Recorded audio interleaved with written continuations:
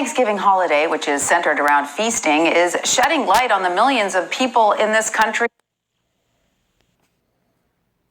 struggling to put any food on the table. Dallas is one of many places in the U.S. where people have been waiting in long lines for food ahead of Thanksgiving. Feeding America predicts more than 50 million Americans will have faced hunger by the end of 2020. That is up from about 35 million people before the pandemic. Meanwhile, the number of Americans filing for unemployment benefits is increasing for a second straight week. According to the Labor Department, 778,000 people filed first-time claims last week. These figures are up about 30,000 from the previous week. Mark Hamrick joins me now. He's a senior economic analyst at Bankrate. Mark, welcome. Great to see you again. Shalom.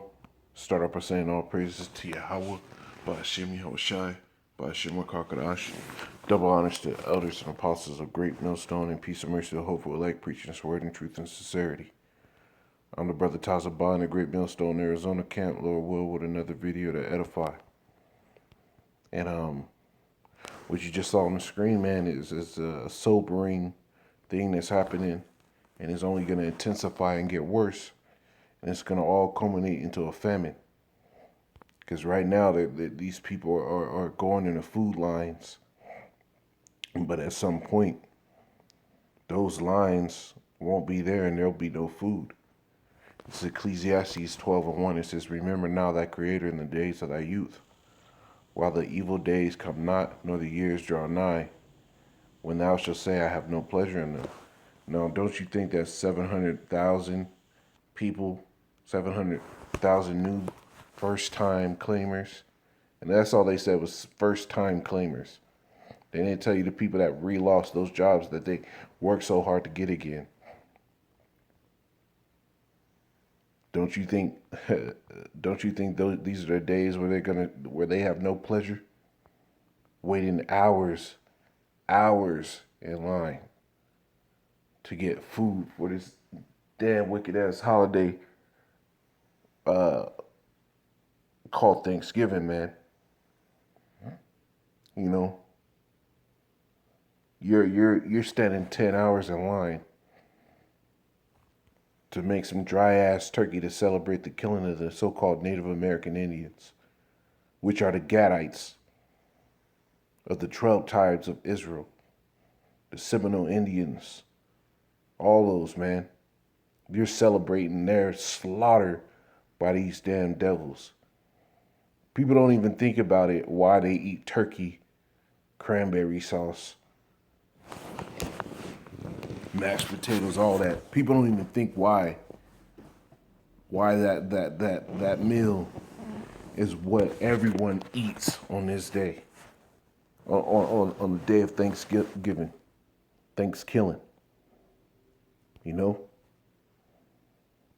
So I'm gonna read it again. Ecclesiastes 12:1. "Remember now thy Creator in the days of thy youth, while the evil days come not, nor the years draw nigh, when thou shalt say, I have no pleasure in them." So this is the time now to get right before these evils come, man. The evils are only, this is the beginning. Let me get that.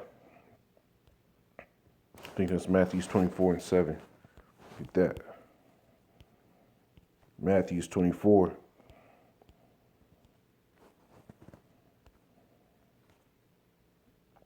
And 7. Start at 6. It's like, I'm going to go to 5. It says, "For many shall come in my name, saying, I'm a Mashiach, and shall deceive many. And ye shall hear of wars and rumors of wars." And we're hearing that now. You got Trump sitting there stating that it's quite possible to attack Iran, which that plays all in the prophecies. The scriptures tell you that Iran is a big player in that World War III. It says, "See that ye be not troubled. See that ye be not troubled, for all these things must come to pass, but the end is not yet. For nation shall rise against nation, and kingdom against kingdom, and there shall be famines and pestilences and earthquakes in diverse places. All these are the beginning of sorrows." So this is just the tip of the iceberg, man. This is legit just the beginning. You know, you haven't even scratched the surface on how bad this stuff is really actually gonna get, man. You know, a lot of people are complacent with the way this life is going, man. And this kingdom is fucking wicked, man. Wicked. Polluting the minds of our people in an all-time high, man. Yeah, there's nothing left in this kingdom to be sacred and holy, man. There's nothing left in this kingdom to have the protection from being defiled, man. These little kids, man, are being hypersexualized, torn between how to be what they were born as, male or female, and told that it's okay to be something that they're not, and encouraged more to be something that they're not, given more benefit and liberty to be something that they're not. So then they play right into it. This is why this famine is about to come on you people, because you love to have this place so. This is Second Ezra 15. And it's going to be justified. It's going to be so justified, man. 2 Ezra 15 and 5. Behold, say Yahweh, I will bring plagues upon the world. The sword, famine, death, and destruction. And this is what's happening, man. The Lord is about to bring sword, famine, death, and destruction on this earth, man. And the scriptures tell you in the book of Ecclesiastes, it is better to die by the sword than by famine. So a lot of you people are going to die in famine. A lot of children are going to die in famine. You know? Who are the ones that die the quickest in famine? Children. In the book of Kings, it tells you an account about when famine came, how two women were conspiring to cook each other's children and eat. And they did to one. It says, verse 6, for wickedness has exceedingly polluted the whole earth, and their hurtful works are fulfilled. And that's the problem why these things are going to come, because wickedness has exceedingly polluted this world, man. And the Lord is about to start addressing you people in the means of sword, famine, death, and destruction, man. This 2 Ezra 16 and 17, it says, woe is me, who will deliver me in those days? The beginning of sorrows and great mournings, the beginning of famine and great death, the beginning of wars, and the power shall stand in fear, the beginning of evils. What shall I do when these evils shall come? And this is what's about to come, man. This is Ezra. Ezra was a righteous man. He was asking these questions. But what about you wicked ass people that know not the Lord, know nothing about his word, know nothing about what his commandments are? And if we brought out his commandments to you, you would sit here and act like we're speaking evil. It says, woe to them that call evil good and good evil. Woe to them that justify the wicked and condemn the just. The Lord is saying destruction to you people, man. The Sirach 40.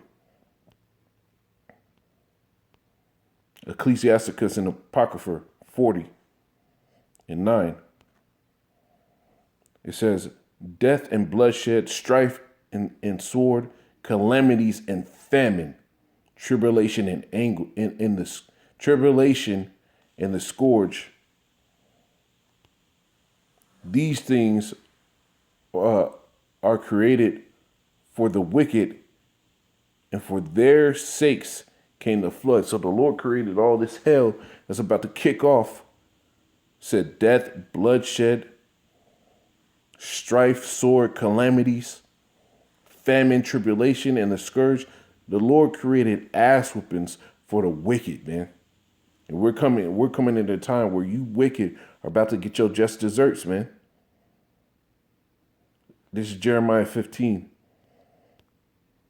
These things have to come on you people. These things have to come. You know, it's being shown time and time again. The Lord is legit burning into our minds. Those that have woken up to this truth and seen the filth of this world, that when death comes upon you people, it's fully justified. Jeremiah 15 and 1. Then said Yahweh unto me, though Moses and Samuel stood before me, yet my mind could not be towards this people. And a lot of people in food lines, man, they're Edomites, man, and a lot is Jake too. You know? The Lord already said he was going to break the staff of bread. The whole stay in the staff of bread. Empty out the storehouses. You people are going to have nothing. It says, cast them out of my sight and let them go forth. And it shall come to pass, if they will say unto thee, whither shall we go? Then thou shalt tell them, such as for, thus say Yahweh, such as for death to death, and such as for the sword to the sword, and such as for famine to the famine, and such as for captivity to captivity. Now this prophecy already happened, man, because we're not going into captivity anymore, man. But the scriptures talk about the manifold wisdom of Yahweh Shemel Shai. And there will be a form of captivity here, because what? You'll have the concentration camps. You know, you'll be detained, put in prison. You know, you people are still going to get that. The Lord is going to dish out your punishment, man. The Lord is going to dish it out. This Jeremiah 16 and 4, it says, they shall do, I'll start at 3. It says, for thus said Yahweh, concerning the sons and concerning the daughters that are born in this place, and concerning their mothers that bear them, and concerning their fathers that begat them in this land. They shall die of grievous deaths.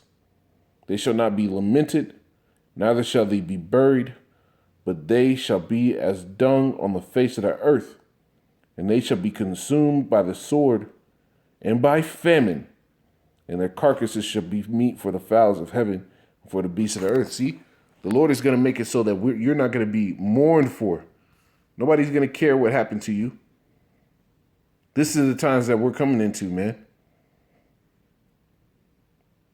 You know, it's only going to intensify. You people need destruction from the Heavenly Father.